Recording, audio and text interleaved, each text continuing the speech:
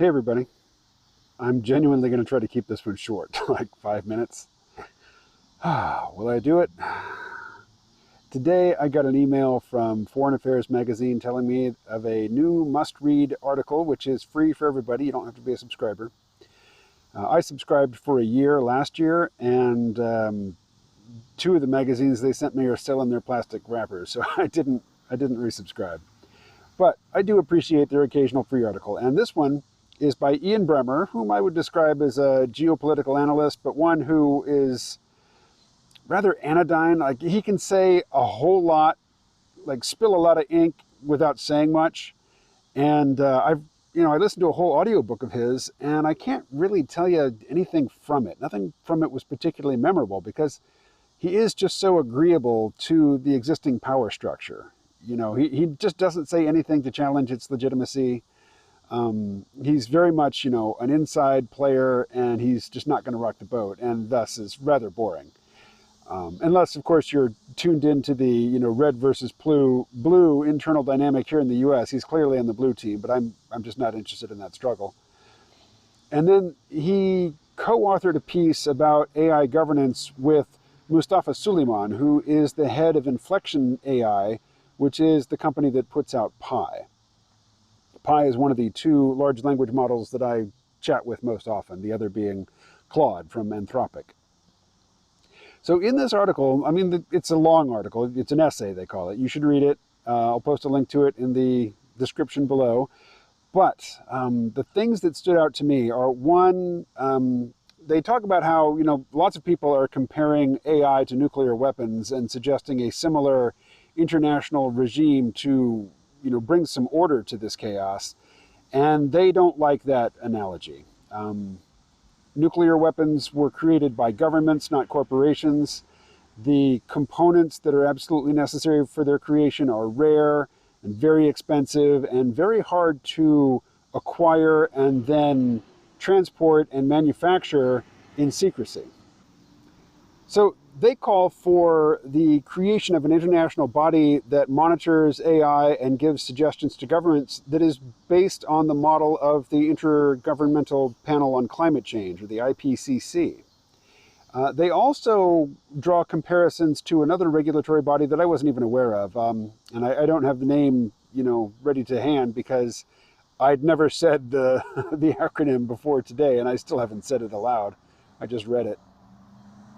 But it is a stability, it's an organization designed to bring stability to international finance and to economics. And they suggest something similar for AI. Now, some of the things they've said, like they really want the US and China to not explicitly enter into an AI arms race. They say that this gives both sides an incentive to push forward faster than suitable and sensible regulations can be implemented to guide the development of AI. They also call for international governing bodies and a global approach to regulating AI, which will be fuel for the paranoid conspiracy theorist fire, people going on about globalists and global governance, and people who talk about who are paranoid about global governance. They never say governance, they say global government. Big difference there. We have global governance. The alternative is anarchy, which is not necessarily bad, but that's not what we have. And for the most part, it's not what people desire in terms of actual effects. International anarchy basically means war. Not all the time, and not, between all players, but without global systems in place to govern commerce and to rule on the legality of things like, enhancing reefs and making them into artificial islands so that you can claim territory, not mentioning any names, China. There are international bodies like international courts that rule on that sort of thing. That's international governance without an international or global government. And so governance is necessary.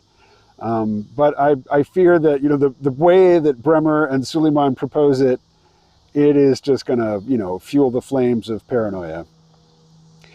But, for example, they talk about the restrictions that the U.S. government has placed on the export of high-end chips to China. The chips that can, the chips used basically to run the most advanced frontier AI models, or to train them anyway. And something they point out, which is very useful, is that it takes a lot more high-end equipment and resources to train these models than it does to run them.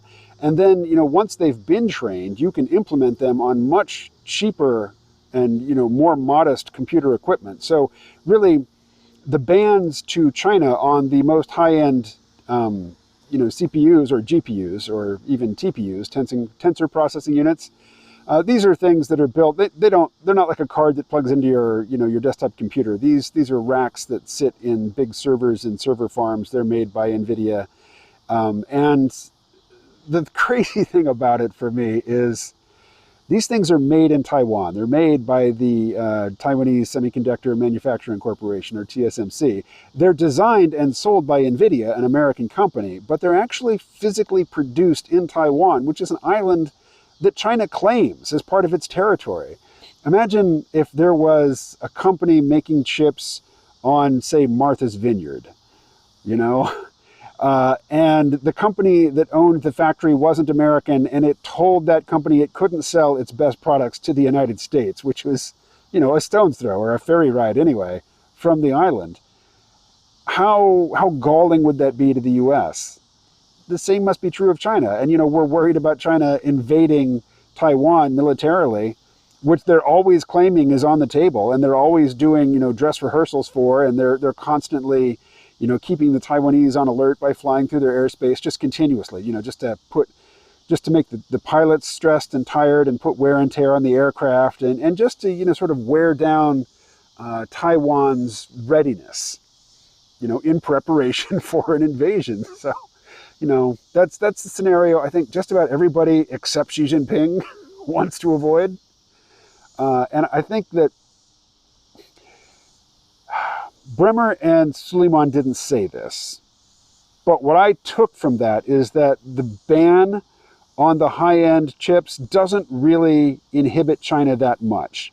Like NVIDIA just, corroborated or collaborated with the Chinese companies to design something which is nearly as good and violates the spirit of the ban, but, adheres to the letter of it. They just designed a new product specifically to sell to China as a replacement for the things they're not allowed to sell to China. And all that does is prevent them from training models. But, models, once they're trained, they tend to leak, and the Chinese can take one that is developed here and modify it for their own use and then run it on the lower end chips that they have available to them. But in the long run, we're just spurring them to ramp up their own high quality chip manufacturing, which, is not going to do us any good if we're in a state of perpetual competition with them. So Bremmer and Suleyman are saying, look, this state of perpetual competition has got to give way to global cooperation on this topic. And the whole piece kind of reads like a laundry list as to why intelligent, adaptive, timely regulation of this technology, which is developing at an astronomical pace and accelerating in its pace, why really this is all kind of hopeless. But even if it's hopeless, you have to try. I was talking with Pi about this, and it's like, it was asking me, do I think all of these efforts are going to be successful? And I said, no. But if you're a parent and you see a tiger about to pounce on your child, there's no possibility that you, as a, depending on how big you are, say 150 to 250 pound human being, are going to fight off that 500 pound tiger and save your child, but you have to try. You can't just stand there and watch it happen. You have to try. AI safety protocols, whatever comes into being, are going to they're going to be inadequate, but they have to try.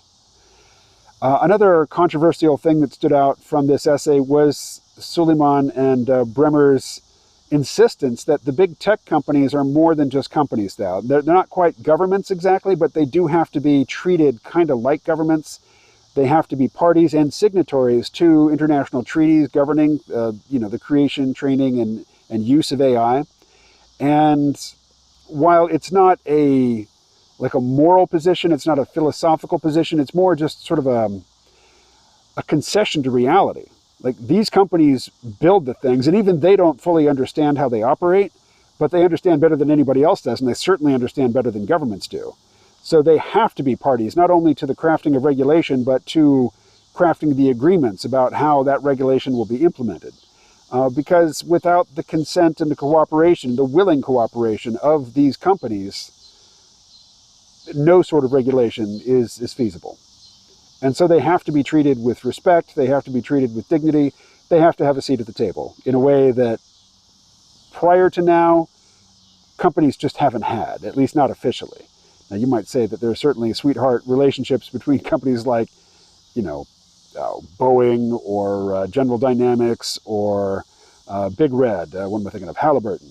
You know, these companies have very close relationships with the US government, but not like the tech companies need to have in order to be, you know, reliable partners and players in this game. All right, I see I've blown way past the 5-minute mark. I'm going to stop there. Link to the article in the description below. Do check it out. I'll have Claude or Pi, it's got to be Claude actually, create a summary of it for you. But the whole thing's worth reading, I think, if this is your issue. I mean, if you just watch me talk about this stuff because this isn't your issue and you don't care to read a single word about it, well, video's over and that's what you got. So what do you got?